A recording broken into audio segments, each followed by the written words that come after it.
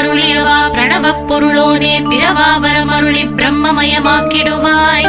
திருச்செந்தூரில் நீ சக்திவேல் தாங்கிவிட்டாய், பழமுதிர் சோலையில் பரஞ்சோதிமயமானாய்.